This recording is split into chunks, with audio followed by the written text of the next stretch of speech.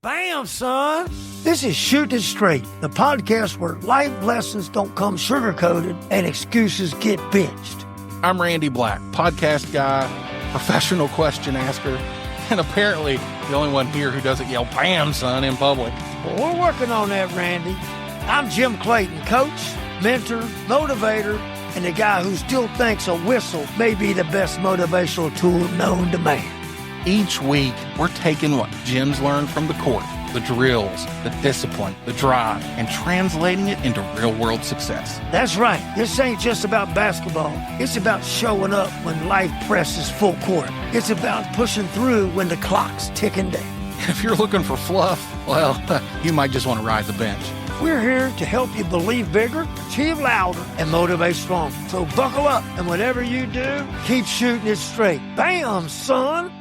Welcome back to Shooting It Straight. I am Randy Black, joined by my co-host, Coach Jim Clayton. And we are coming to you once again from the Sports City U studio in Hurricane, West Virginia. And we're not just coming to you from the studio. We are actually live right now on the internet, live streaming this recording of the show. You can join us when we do that. You can head over to shootingitstraightpodcast.com/live-stream. And there you can actually listen to a 24/7 live stream of all the different episodes of the show. And when we would go and record live, you can listen to it right there.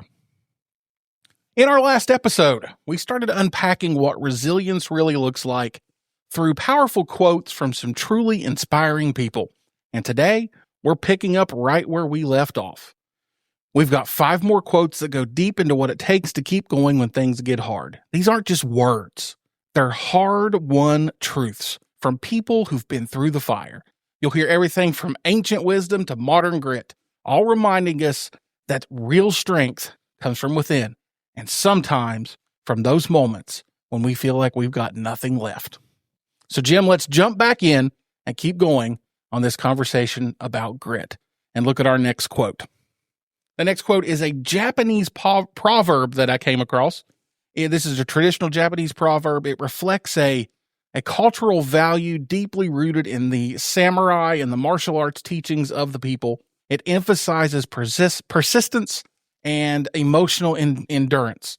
And it's rooted in those beliefs about those martial arts and about persistence or a persistent effort in the face of repeated failure. And that proverb says this: fall 7 times, stand up 8. Why is perseverance, resilience, getting back up, why is that a habit and not just a moment that occurs? What do you think? Well, because perseverance is, believing in yourself. Okay. And if you don't believe in yourself, don't expect anybody else to either. Mm-hmm. So when things happen, whatever that is, there's always a better way to do it again. Not give up. Right. Remember, the biggest room most people want to be in is the room of success, not of failure. All right. But see, the majority of people think, if you ask them, that success and failure are opposites. They're not. They run side by side down the highway of life. Mm-hmm. And you can't really have one without the other. Right. And see, people go, well, I never thought about it like that. The people who are the most successful have failed more than anybody else. Oh, my God. Are you kidding me? I mean, over and over and over and over. And they just what? They don't give up. Mm-hmm. They go, what happened? What caused this problem? How am I going to fix it? You know what I mean?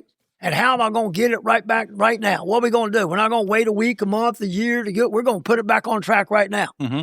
And, it comes also back to people's mentality where they say, well, I'm not ready. Well, if who's ready? You'll never be ready. Yeah, you're never going to be ready. So a year later, go, I'm still not ready. Well, that means it's called the law of diminishing intent. Diminish means go down, and intent means you were going to do it. Mm-hmm. And what that says is this: the longer you wait to do what you're supposed to do, the less likely it's ever going to happen. Yes, very much so. And we've all gone down that road at some time in our life. Mm-hmm. But, it's like measure twice, cut once. Mm-hmm. Okay? So those types of things. So I always said when you get knocked down, if you can look up, you can get up. Yeah. And the question is, how bad do you really want to get up? Well, it's kind of like you have to train yourself to keep going. You can't just let things happen. You got to train yourself to keep pushing forward, to keep moving forward, to keep trying to bounce back from what life has put at you that may be a stumbling block. Well, perseverance is not an automatic response. Mm-hmm. I mean, it's something that you got to develop over time. And that takes repetition. That takes, reps. It doesn't matter what it is. And then it becomes a habit. Now, what's a habit? Oh, yes. It's a habit is something that you do without thinking. And it's those small habits, as you work them and build them, they compound to become the giant habits that lead your life. Oh, you are so right. I call those little victories. Mm-hmm. And every day we can get a bunch of those little victories. Mm-hmm. And that helps build your confidence. That helps build everything that you want around that, your culture, all that stuff. Mm-hmm. And then them little victories, guess what? One day, oh, man, you're going to knock it out of the park. Oh, yeah. It's going to be the biggest victory you've ever seen in your life. But see, everybody thinks that stuff happens overnight. No. It does not happen overnight. You have to have the repetition. You have to have the practice. You have to build all those up to be able to do that daily. Oh, there's no question about it. And, in our world, everybody I want to be where you are today. Mm-hmm. Well, my question is, are you willing to do what I did to get where I am? Well, 90% of the time, guess what the answer is? No. I just want it ain't going to happen. Mm-hmm. There's just certain things in life that you can't buy and you can't put yourself in. You have to go through it to make it happen. You have to pay the price and you got to go through the process. Right. And everybody in the world that is successful, they've been through the process, which takes what you just said, time, and they paid the price. So the bottom line here is this. If you're not willing to reinvest in yourself, well, you fill in the blank. Neither is anybody else. Right. And that's the thing. What are you doing to grow? What are you doing to get better? Because remember, success, which is what we all want, is a complacency disease. Yes. It's comfort zone style. I just stay where I am because everything's going so good. Well, that's when you better start paying attention, when things are going well. Okay, well, most people don't. They only pay attention when things are going bad. Yeah. Okay, you can see things start to happen. You can see shifts starting to develop. And then all of a sudden, bam, it happens. You go, what the heck happened here? Here's an interesting way I think we can look at it. You and I both are educators. And there's been a big shift in education over the last decade, 15 years, to move more toward mastery rather than that classic A through F grading scale. And mastery isn't something that happens overnight. The same, when you look at not just students and learning, but look at athletes, they have to practice. Musicians have to practice. Oh, yeah. Professionals have to hone their skills at whatever it is they're doing. Like, I can't just walk in and look at a computer in my job now that I've never seen before and go, oh yeah, we just take this off and it fixes it. I've got to take the time to learn what's there, what parts, what components. And that's me taking the time to master my skill set for that specific moment. And it's no different. We all have to do that for whatever we're doing in life if we want to be able to reach that level of mastery, to reach that level of being able to persevere, to be able to be resilient, even after setback after setback after setback. It doesn't matter what happens to you. It just matters what you're going to do about it. Yes. That's the bottom line. What are you going to do about it? Well, some people are going to tuck their tail and run in the opposite direction. And some people are going to, they're going to stand there knee deep in the crap and they're going to fight the fire. Yes. And that's what good, true leaders do. Leadership is an action, not a position. Right. So they're going to step up. They're going to step out. Okay? They're going to step into the problem. Well, see, everybody's not willing to do that, but everybody wants that. It's like you think about it in the Army, a master sergeant. Woo! You've seen the movie. You've seen those movies where those master sergeants are busting. They're busting those guys, because what? They're trying to bring out the best in them. Yes. So, it's everybody does. When you first start out, you're not going to be your best. If you're still doing the same thing that you've been doing 10 years ago and you haven't developed anything new, I can tell you what you're in. It's called a rut. Same old, same old. You are wasting your time. Oh, my gosh. A rut. You are probably digging that rut deeper. It might even be past the point of being a rut to being a ditch. It might even be to the point of being a hole. And, sometimes when in that rut, we just talked about this earlier, is in those rut times for me, that's where my creative juices flow the most. Mm-hmm. Not when times are going good. I'm thinking like, okay, what's the next step? Yes. What is and sometimes I can't think of that. And then all of a sudden I get into something and then hear them ideas start flowing. Woo! I mean, there's so many of them. If I don't write them down, I've forgot them. Mm-hmm. And that's what happens to people. Sometimes you got to get in that, but to get out of it, you got to get in it. Yeah. But you got to know how to get out of it and you can't quit. Mm-hmm. Can't have that, oh, I feel sorry for myself. Well, you can't be pitiful and powerful at the same time. All of us in this world have our little pity moments, but they can't be 24 hours. No. They might be 24 seconds. Then you reach up there and go, flick, okay, end the conversation. Let's go. We're moving. Okay, I had my moment. That's done. Mm-hmm. You have to be strong. You got to be. You have to be. And you got to have a backbone instead of a wishbone. Yeah. See, there's a big difference. And that idea of being strong kind of takes us into our next quote on our list here. Bob Marley. Bob Marley was a Jamaican singer and songwriter. He helped bring reggae and the message of peace and resistance to international audiences. And he continued touring and recording despite receiving a terminal cancer diagnosis. And cancer, I know, Jim, you hate that word. I hate it. And what this quote is, there's nowhere I can find that this quote is actually shown to be from Marley, but it's often attributed to him. And the idea here is it's tied to his choice to continue performing through that illness, and it speaks to discovering strength, what we just talked about there, through necessity. And that quote is, "You never know how strong you are until being strong is your only choice." 100%. Strength by necessity. That's what's sticking out to me here. What's that look like in daily life for people? What do you think, Jim? Well, that quote right there is exactly pretty much what I live by daily. I've been diagnosed with stage 4 cancer. And, a lot of people, they just think that's a death notice. You're just wasting, you got time left. That's it. That ain't working for me. Right. That's not going to define me. But so what happens is when I come to the gym every day, we're in the gym. And I've been here working people out, motivating them, getting them fired up, sharing stories with them. All my problems, I still got them, but they're in the parking lot. Yeah. I left them in here. Don't carry them in through the door. I'm not carrying them in. And I'm moving and shaking, maybe not as fast as I used to, but hell, I'm 70 years old. Nobody moves and shakes at 70 like you did when you was 20.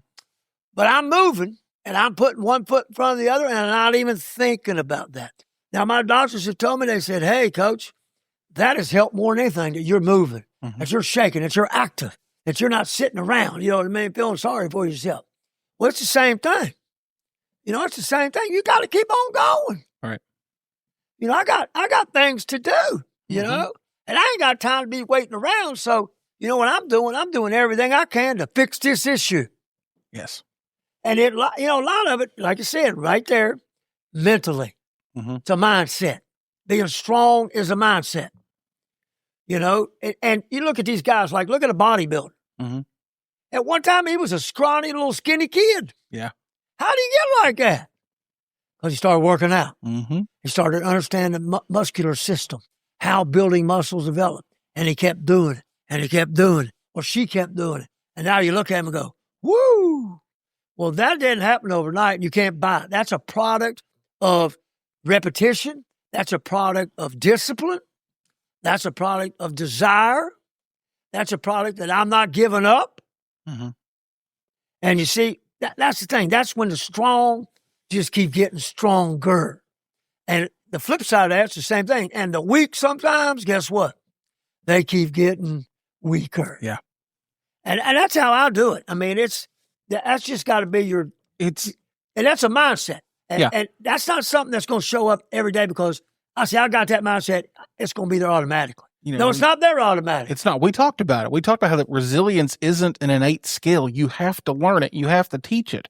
That it's what some people may view as resilience being instinctive, it may come across that way, but the experience and how you move with it and from it is going to take that and cultivate it and make it stronger. It's going to make that so that you are using the experience, you're reflecting on it, and you're using the support around you to learn from it to make your situation better. Oh, there's no question. And for me, I've been stuck on these. I've been watching these reels, and I've been watching these reels about people, just normal people in life, that are not willing to accept things. I watched one yesterday about a little girl named Sarah. And she ran a little restaurant on an army base. And all she wanted was to create a little atmosphere where the soldiers could come in, whether they were active or veterans. They had a place, you know what I mean, where they can sit down comfortably, relax, talk to people, do whatever, not a pressure situation. Well, all of a sudden, one day, she's in there, and the health inspector showed up. And one gentleman was a vet, and he had a service dog with him. And the guy comes in there with his clipboard. You know how, right. I know what that's like. And he goes, well, you can't have a dog in here. She said, that's a service dog.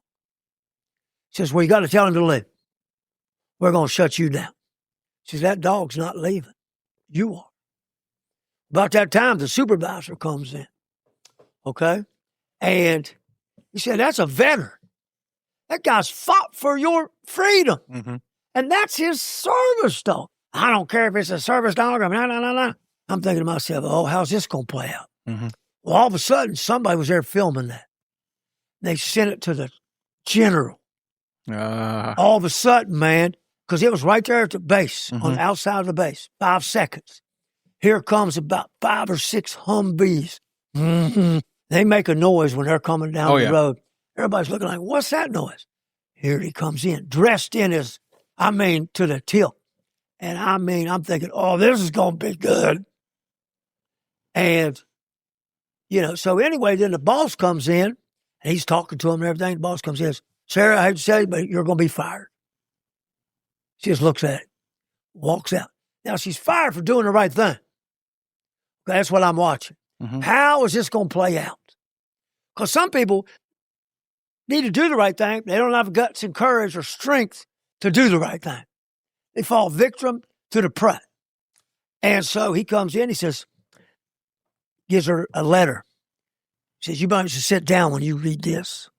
And she opens the letter. And it's an invitation, which don't come very often from the Army, for an outside person to come in and take over a program that they're looking to develop. They weren't looking at her because of their status or whatever. They're looking at her, what she had done. What she had created an atmosphere, right? Where the veterans, the service could come where they felt comfortable, because a lot of their scars don't always show up when they come back. Yes. They're years later where they come out. And they don't have anybody to talk to. And I watch that thing, and every time I watch these things, every night, I watch them every night, one before I go to bed. Man, it just brings me to tears. I know, not tears of sadness, but tears of joy. Because she did the right thing. And you know what? They made that space, and guess what? That veteran with that service dog, he still comes. Nice. To this. And he sits in the corner, and the dog lays down. And now there's other service dogs that have come in. More, and it's packed. The place is packed. Now they're looking to put that type of situation all over the country where military bases are and stuff. Right. All because of one little young lady named Sarah, who had the guts and the courage to do the right thing. Nice. And I watch that kind of stuff. See, that motivates me, not negative. Right. So I want to see what people do when their back's against the wall. She says, you're fired. She didn't try to argue. Okay, no. She just walked right out the door. Yeah. And great things were about to happen that she didn't know was going to happen. That happens to a lot of people. Great things are going to happen to you that you don't know is going to happen if you got the guts and the courage to what? Keep on going. Yeah. Stay strong. One last thing with that, with this idea of being strong when it's your only choice is that, for a lot of people, when they think of being strong, they think that's just themselves, that it's internal only, that it's not something they can rely on other people. But that's just simply not the case. Strength doesn't mean isolation. No. Strength is sometimes having the courage to admit, I can't do this on my own, and asking someone else for help. That's a huge thing. That's a huge sign of strength, being able to reach out and ask someone, please help me. And people struggle with that. Mm-hmm. Especially people, sometimes I struggle with that. Mm-hmm. Because in my life, I'm used to being the opposite. Right. I'm used to giving the help. So Mm-hmm. I've given the help. I mean, that's what we're all here for, to add value to others every day. It's not about us. Mm-hmm. So when you add value to people every day, you had a great day. Mm-hmm. But then there comes a point in time where, you need some help. Mm-hmm. So I've noticed this, when people say, hey, if you need anything, call me. That means they're not going to do anything. Got good intentions. Mm-hmm. Now, the guy that doesn't call you, like my house has been flooded. Right. And you know how bad that is. Oh, yeah. Mud, nasty, funk, stink, bacteria. The guy that doesn't say nothing, and he knocks at your door with his boots and his gloves and his shovel. Ready Tell us what you need. What can I do to help? Mm-hmm. Oh, that's a different guy. So don't tell me what you're going to do. If somebody needs help, get in the car and go help them. Mm-hmm. Go help them. And don't tell me what you're going to do. That means you ain't going to do nothing. Right. I agree. But then you go, well, I offered. Well, see, some people are not going to say, hey, I need you to come over and do this. Mm-hmm. So they show up. I had one of my buddies, my best friend, shows up the other day with a piece of strawberry pie. I like strawberry pie. Yeah. And now strawberries are out of season, so you can't buy them strawberry pie. Like at Bob Adams, Jim's had it, you know what I mean? I'm going, man, what'd you do this for? I'm just sitting at the table, totally unexpected. Mm-hmm. He goes, man, I went and got one of these, and I know you love strawberry pie. And I knew as soon as I brought it here, you was going to go right to get the fork. And by God, he did. And guess what? Yep. And I mean, I fired that thing like it was gone. Oh, I'm sure. He goes, oh, I guess you like that. I said, well, can you tell? There's nothing left. But I mean, stuff like that. You do things unexpected and you don't announce it. Mm-hmm. And see, that's what I'm saying about somebody help. Some people just don't go, hey, I need you. Can you do this for me? Can you do that for me? I still struggle with that. Like it's, I'll get her back around to it here. As myself, as a Christian, people will ask, pray for me. And I'll pray for anybody. That's not a problem. 100%. But it is so hard for me to ask somebody to pray for me. Like it's one of those, it's a hurdle that I've got to get over. And it's the same idea, for me to say, hey, I have this going on. Can you pray for me? That's tough because it's not who I've ever been. I've always been I got to be strong. I got to be able to handle this on my own. And I see now that it just doesn't work. Nope. And it's helping me to come out of that shell a little bit, to be able to ask for the help, to be able to say, hey, can you pray for me? Oh, yeah. And so, when I see stuff, I see people that need prayer, automatic, boom, I'm in. Mm-hmm. They say, oh, would you please do this for me? They didn't ask me.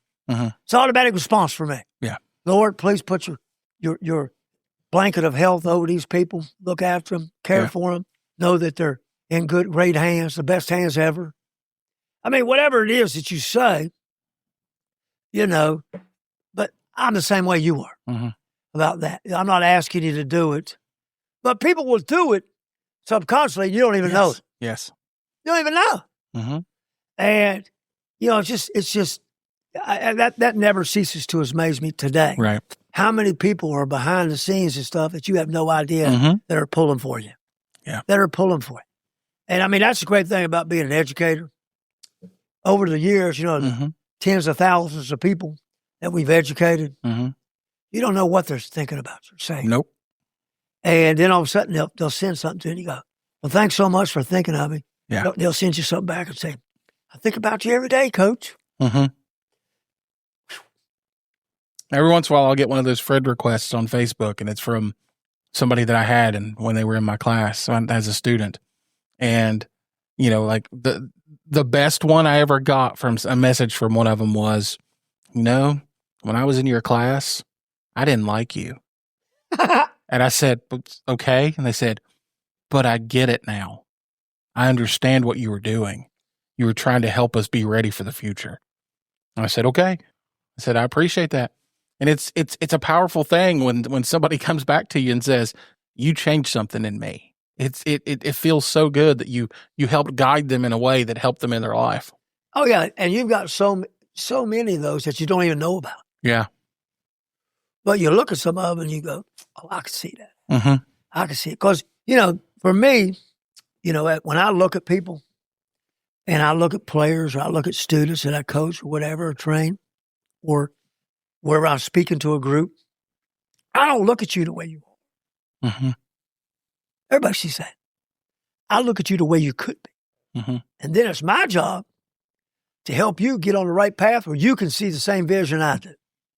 And once you see that vision and you see a little light at the end of that tunnel, woo! Oh, yeah. You get that little crack in that door, man, you're going to kick it down. Mm-hmm. You're going to kick it down because you know what's on the other side. And you work to get there. It's like somebody running a marathon and then not crossing the finish line. Yeah. What's the point? Oh, you got to be kidding me. I don't care about a crawl. You had to carry me. I'm crossing it. Mm-hmm. I ain't running no marathons. Yeah. I might ride my electric bike marathon. Yeah. I could cross that. I could act like I'm running. Mm-hmm. But, I got you, man. You're right on it. So these first two quotes we've talked about this evening here kind of, build us as this idea of resilience or grit from the ground up, being able to, you fall 7 times, you stand up 8. You don't know how strong you are until it's your only choice. The idea that you're being able to pick yourself up and move on from those things. What we're going to move toward now is more about mindset in a lot of ways. So our next quote is from Viktor Frankl.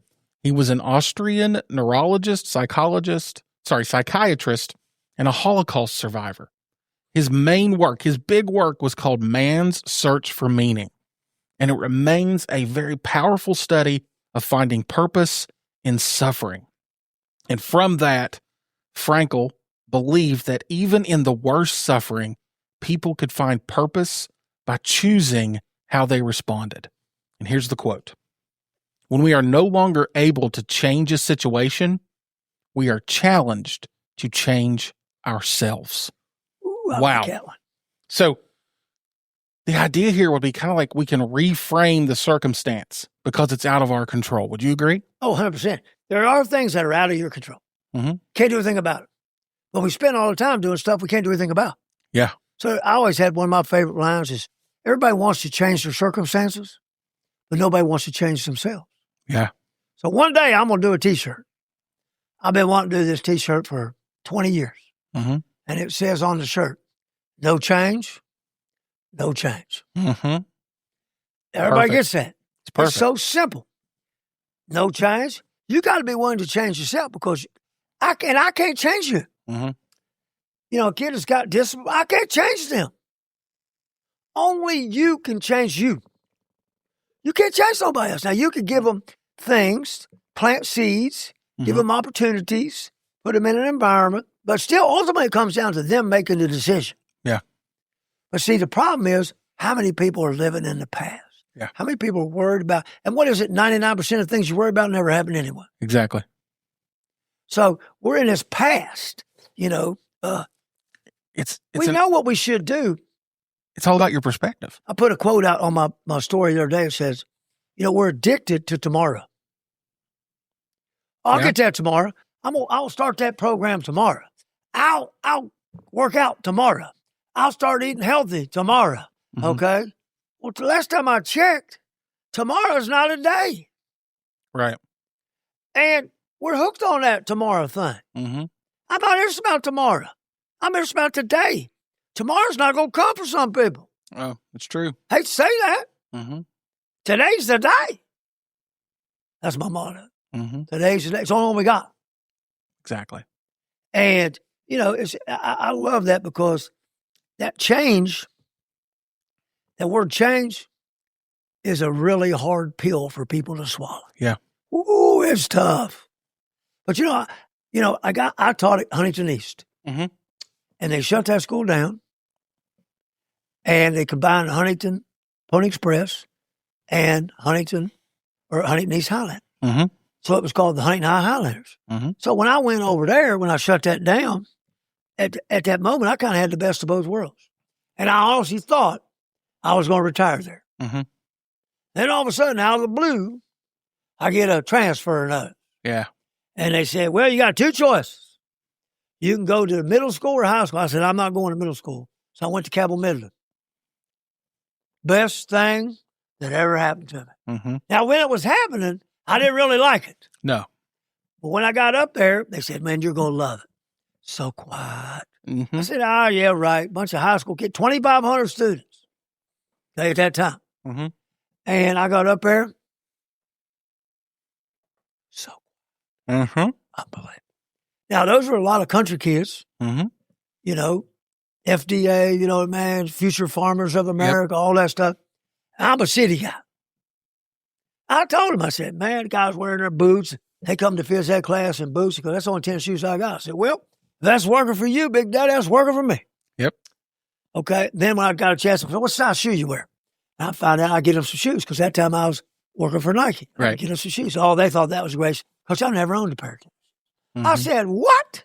Yes, So it was an opening experience for me. It was a very different population than what you had before. Oh Lord! But you know what? That was one of the things for me. I had actually been at Cabell Midland as a long-term substitute, and then went to Enslow as a long-term substitute. Big difference. Very big difference. And then I ended up teaching at Enslow for 2 years before I went back to Cabell Midland. They're different, completely different worlds, but with the populations that we had. And it wasn't even like a socioeconomic thing. It wasn't these are the poor kids, these are the better kids, the wealthy kids. It wasn't like that at all.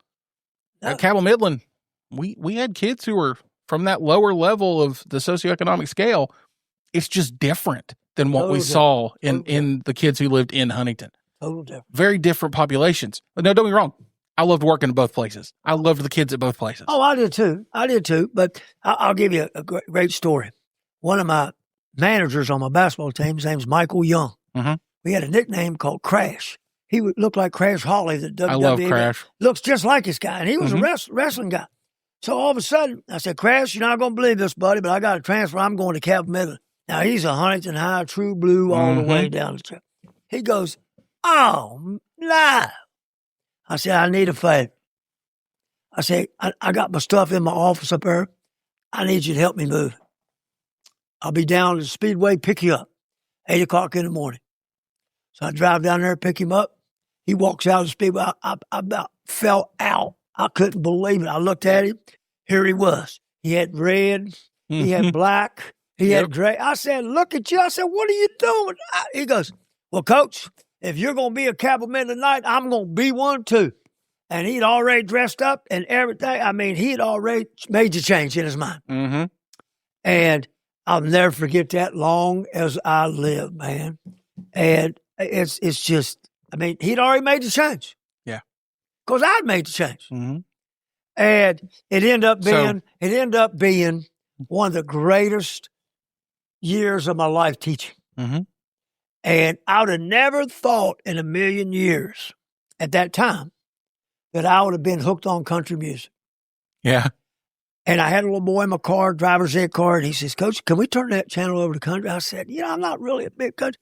He said, let's just listen to one song. I said, okay. I turned it over, and man, I really like that song. Yeah. And I said, man, I like that song. He goes, man, that's full of these songs. So I started listening to the next song. Mm-hmm. And then guess what?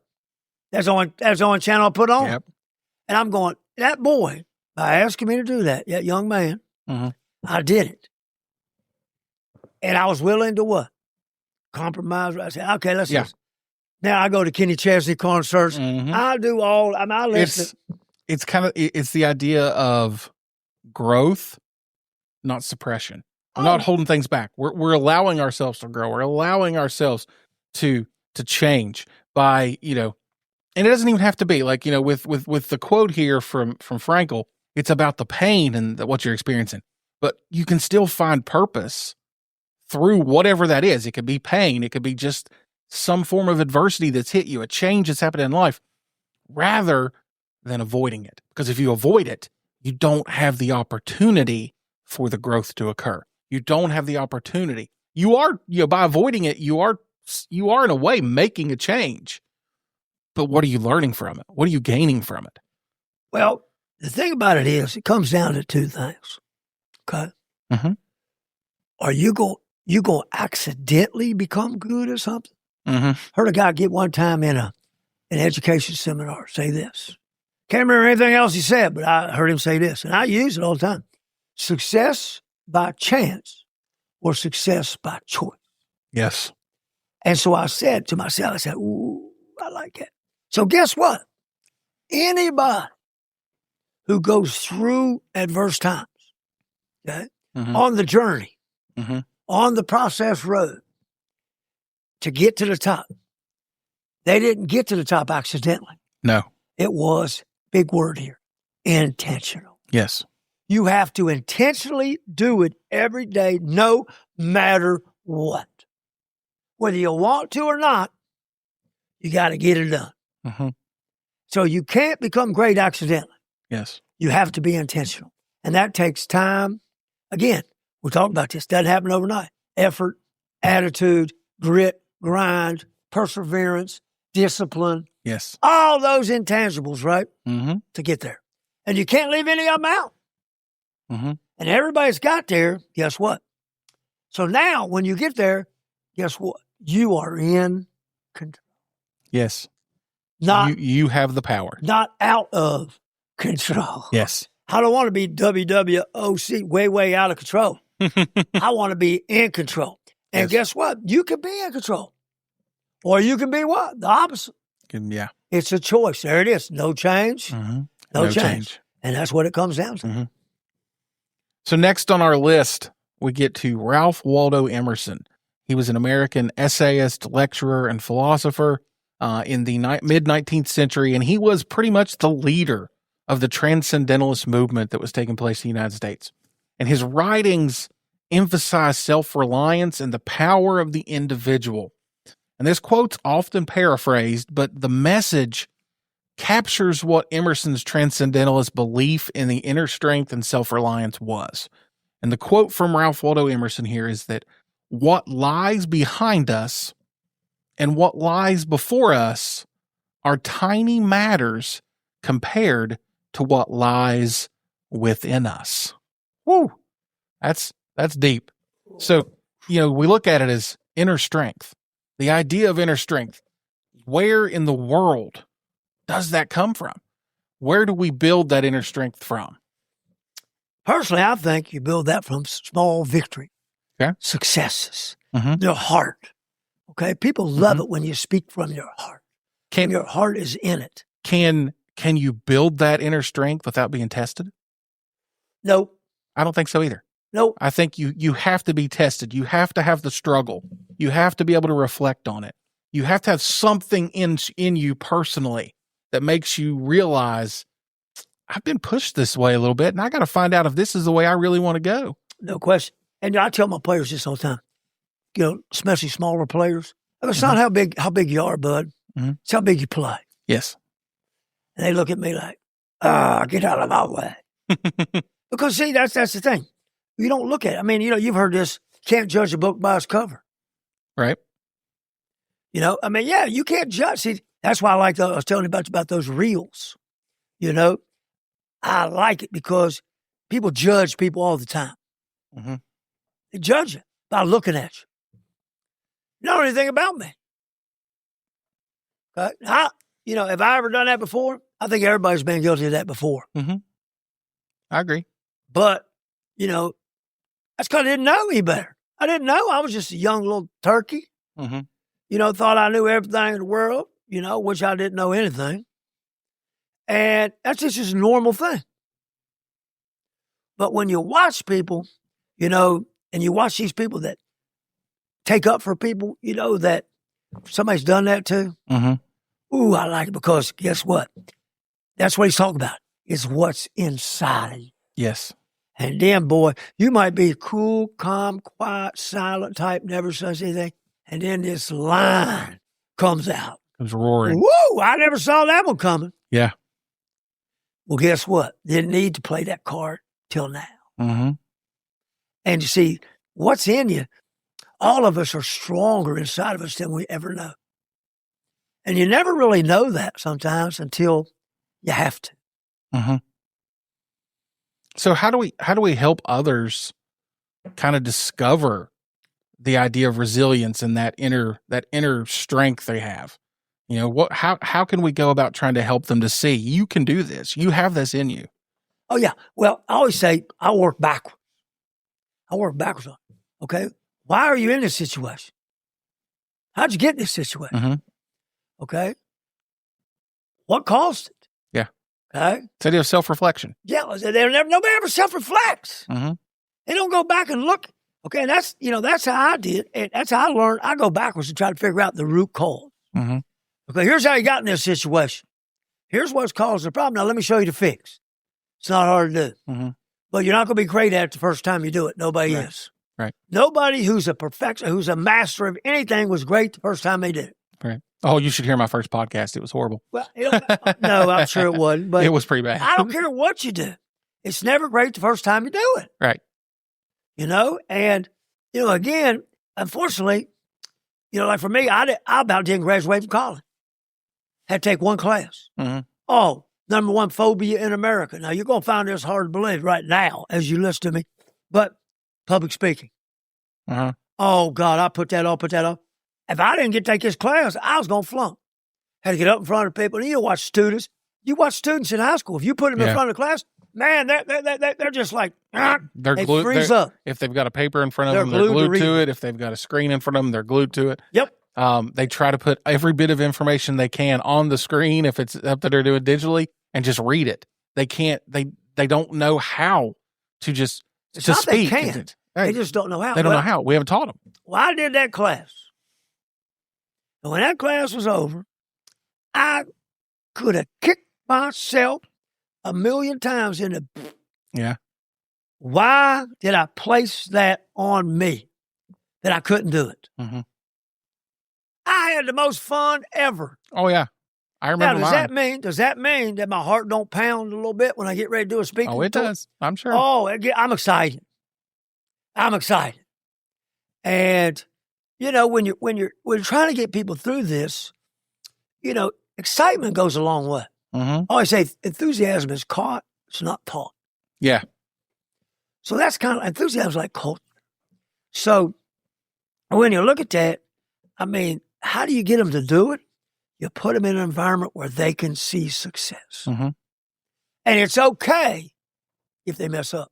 Yeah. But remember, and I said this the other day to the group of teachers, people live in two cultures every day in their work.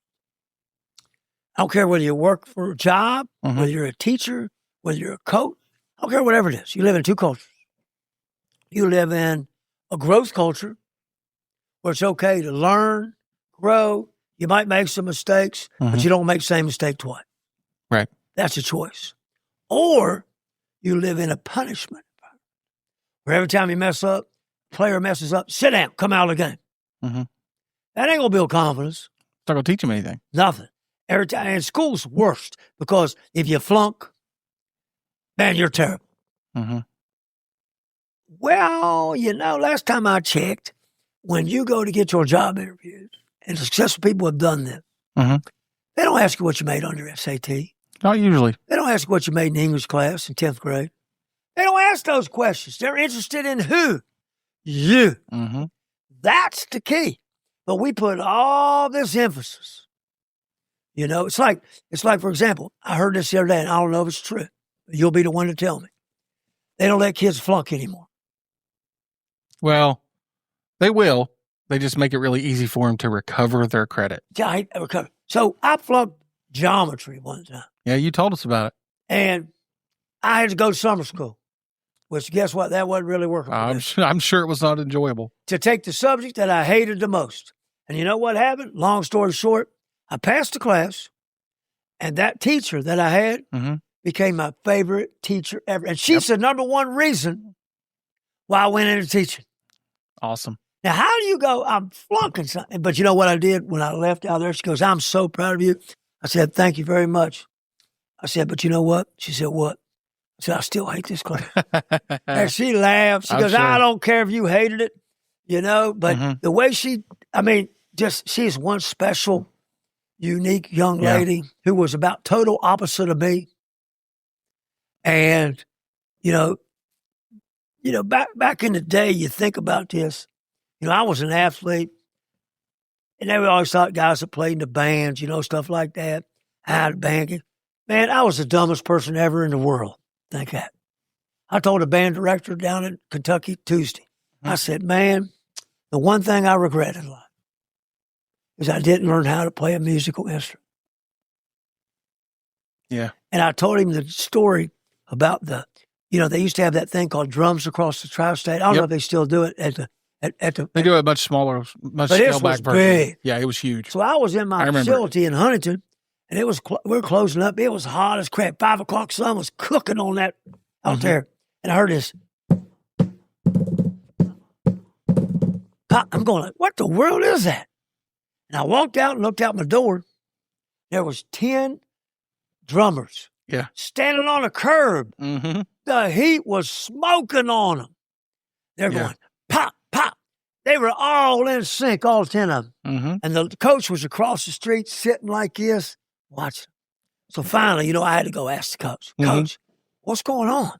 Well, we're rehearsing our part for drums across the tri-state. I said, man, it's awful hot out here, man. These guys are out here just sweating. I mean, just standing straight up, carrying that. I'm going, oh, my God. She goes, well, if you're going to be the number one band in the country, this is what it takes. Yes. And I said, amen, ma'am. I'm telling you, end of conversation, pow. Mm-hmm. You know what I mean? But that wasn't basketball. Right. But you know what? I knew exactly what she's talking about.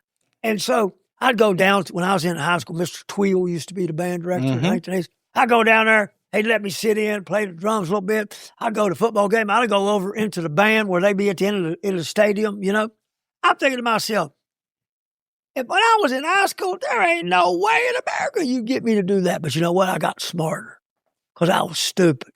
You know what I mean? I had the wrong mindset because that's just the way it was back then. Now, man, if I was going back to school, I'd learn how to play. Yeah. I still do my sports, but I got to learn how to play. Yeah. I remember my senior year at Spring Valley, the first year the school was open, we had 2 football players who would come out and march with us at halftime in their football gear because they still wanted to be a part of the band. I loved it. It was great. I love it. But I mean, it's just stupidity. And we've all done these stupid things because we didn't know. I'll be the first one to admit it. I'm just going to tell you, I admit what I did. The flip side of that, though, and it kind of goes with this, for years, everybody referred to them as the band geeks. We owned it. We're like, heck yeah, I'm a band geek. I don't care. And my son will be a senior. He starts school in a couple weeks, and he stopped band when he was in 7th grade, and he's now as a senior back in doing marching band, playing saxophone that he hasn't played since 7th grade, and loves it. And I looked at his band director, Wes, who I've known now for 26 years, and I said, Wes, you did something I never could do. He's like, what's that? I said, you turned my son into a band geek. And he said, yes, I did, and I'm proud of it. And my son owns it. He loves it. And I loved it when I was back in the day. Well, I'm going to tell you something about the bands. The bands put more time in than a lot of athletic teams. And they're out there on that asphalt pavement marching. My son got sick last week doing it. In the heat of August. And how could you not have respect for that? I loved it. I look at that and I go, man, I'm clapping. I mean, if a student does 4 years of marching band, they give them a PE credit. I don't blame them. And they should. They've earned it with everything they do. So especially how they teach phys ed today. Yeah. Here's the ball. No, I taught it. They didn't like that either. Yeah. But, like I said, I just applaud them. I applaud them. And, it's what you learn after you think you know it all that counts. It's having that strength and the ability to to persevere through it and to be tough, which kind of leads us here to our last quote. Robert H. Schuller, he was an American Christian televangelist, and he was a motivational speaker. He was known for founding what was known as the Crystal Cathedral, and he hosted a TV show called The Hour of Power. And he has, from his book and his sermons, he popularized, that's a hard word to say, this line as a message of hope and of perseverance that's rooted in faith. And I've heard you say this one myself. That's why I put it at the end here. And Schuller's quote here is that tough times never last, but tough people do. It's the idea that, what does it mean to be tough? Is it a meaningful thing? Is it a superficial thing? Why? How is it? How do we look at that? And, I look at it and I'm talking about it as it's about staying grounded. It's about not pretending that everything's okay. Sometimes you have to go through the tough situation to come out on the other side in a better place. Oh, there's no question. I remember, I say it all the time. Tough times. You got to have thick skin. Mm-hmm. Okay? So here's the thing about tough times. If there is no enemy within, mm-hmm. the enemy outside can do you no harm. Right. So it's kind of like the old guys who used to ride the horses with the sticks. They try to poke you. I don't know what that was called. Jousting. Well, they all had those metal those plates on. Mm-hmm. Okay. Well, guess what? You got them on too. When people start telling you this, you just let it bounce off like bing, bing, bing, bing, bing. Hey, they ain't going to get me. Mm-hmm. Not going to get me. It's just not going to get me. So I'll give you a quick story on that one. Right before my basketball coach in high school, he's passed away. And they said, well, if you don't go see him, you're not going to get a chance to see him. So I called his wife. I said, can I come see him? She said, oh, he'd love to see you. So I'm not sure about that. But I went over there. He's laying there. As soon as I walked in, he couldn't hardly say much to us. He looked at me. He saw me come in. And he kind of said, Iceland, kind of raised up. And I said, hey, Coach, how you doing? And I said, we got to talk about stuff. I said, I got to ask you a question. I've always wanted to know this. My senior year in high school, I broke my foot. And I had it in a cast for 8 weeks. Not a boot. Mm-hmm. They didn't have those then. No. White cast with a rubber thing on the back called a walker. Mm-hmm. And I hadn't done anything for 8 weeks. You take me out of that cast. The foot's healed, feels good. And we're going to go down to play Logan.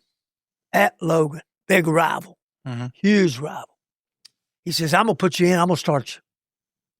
He says, because they just play better when you're on the floor. I said, no doubt about that. He said, but then I'll take you out. I said, okay, Coach. I mean, I was limping. Mm-hmm. I couldn't hardly run. It wasn't my foot hurt. He said it was just stiff. Because you hadn't used it. And my calf was like dinky compared to my other one. Mm-hmm. So all of a sudden, we're playing. And I grab my shirt and I tuck at it. Coach, he goes, he shakes his head, east-west. No. I'm going, what am I going to do? I'm just going to run off the court? Just played the whole game. We got down to the end, had a chance to win. They called a foul with no time on the clock. Imagine that in Logan. And the guy makes 2 foul shots. We lose by 2. So I said, Coach, I got to ask you a question. Remember when I did this? I said, why didn't you take me out? He looked at me and says, because you're tough as hell. It gives me cold chills. Yeah. I mean, when I say that, because I haven't said that to very many people, but with him saying that to me, he was a tough guy too. Mm-hmm.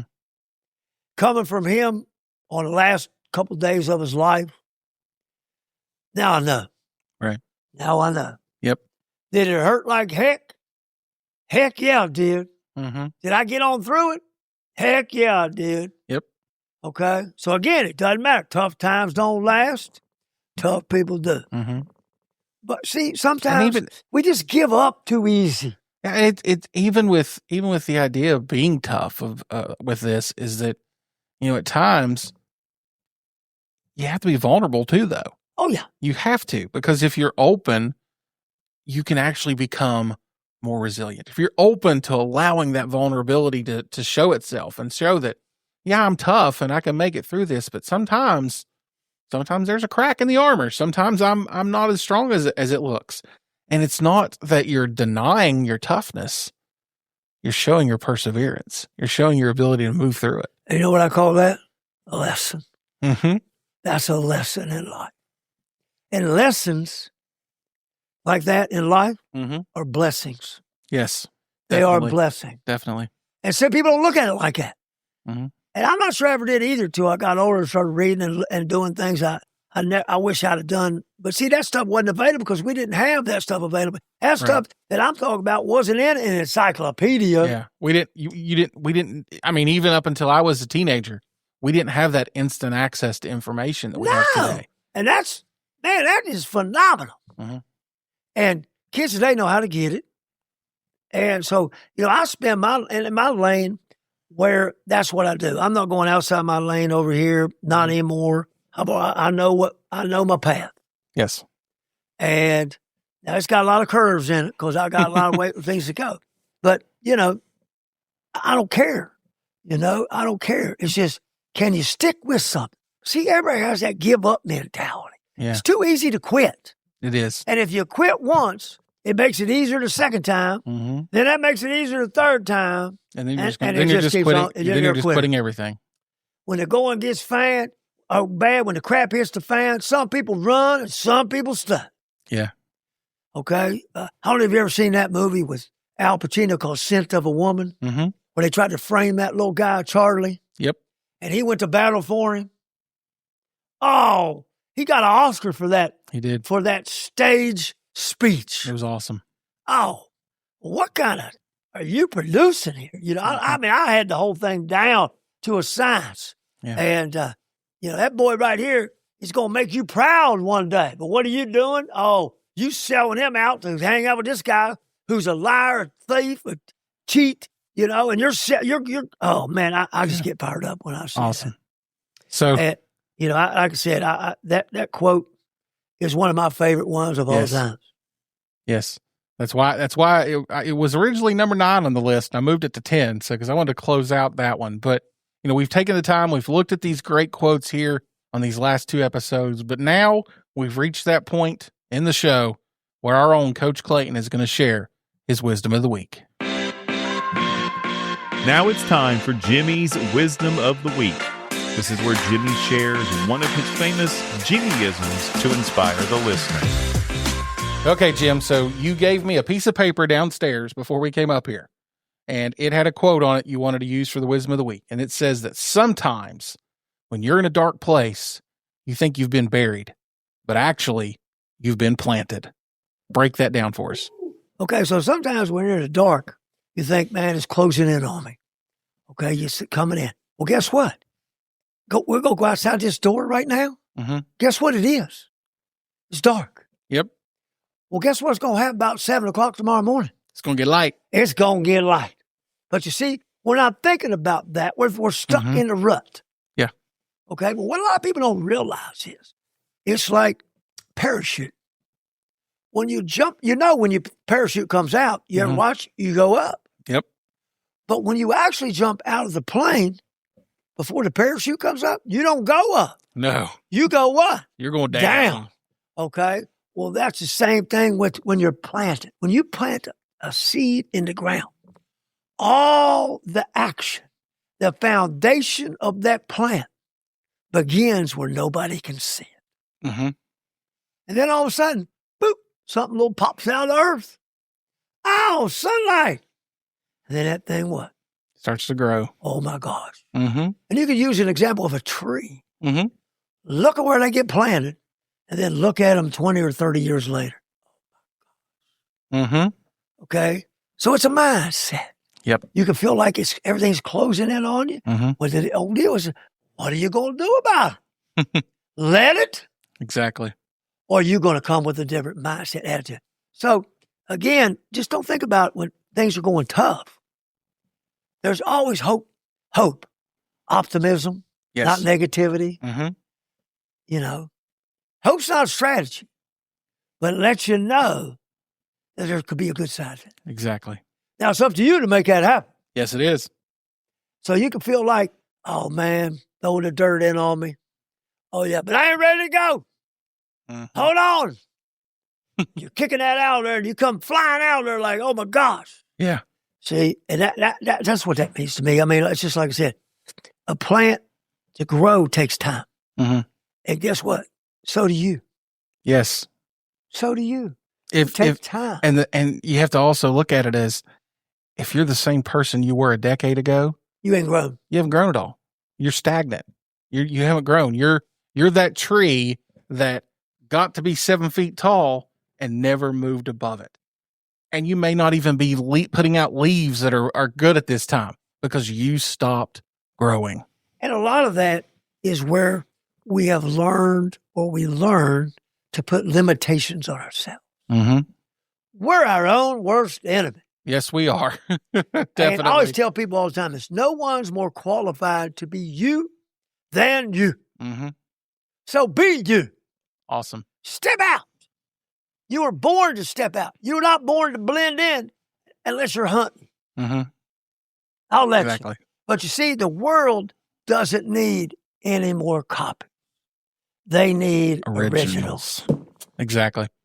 So thank you, Jim. Another inspiring nugget in our Wisdom of the Week segment. If there's one thing that these last 5 quotes we looked at tonight make clear, it's this: resilience isn't always loud. Sometimes it's quiet. It's the decision to stand back, up on your feet, to push forward, or to find meaning even when the world feels like it's closing in on you.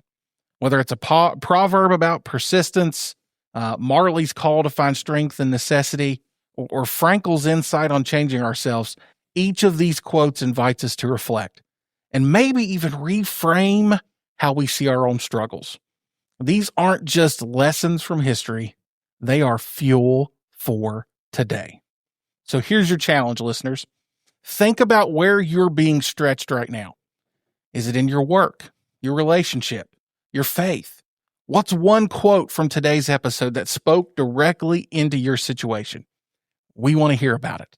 So head over to shootingitstraightpodcast.com/007, the page for this episode, and leave us a comment or drop us a message using the contact form there and tell us how you are finding strength to keep going, how you're bouncing back. So one last thing, just a quick heads up. Shooting It Straight now has a Discord community. If you want to connect with us, dive deeper into episode topics, or just hang out with other listeners who value truth, resilience, and straight talk, that is the place to be. It's free to join. It's super easy. Just head over to shootingitstraightpodcast.com/Discord to get started. It'll take you to the invite page. There is one question there you need to answer, and that's, why do you want to join? And then it'll come through. We'll get you approved and get you in the community. There's already one person I invited, a gentleman I know out in Indiana, who has joined the community already. So we're starting it. Not a lot there right now. Still in the process of building it and making a place there for people to come together and connect. And we would love to see you there in our Discord community. We'll be back next week with another episode of Shooting It Straight.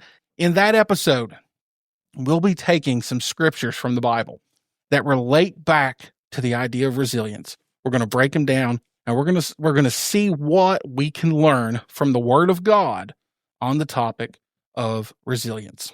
Until next time, I'm Randy Black.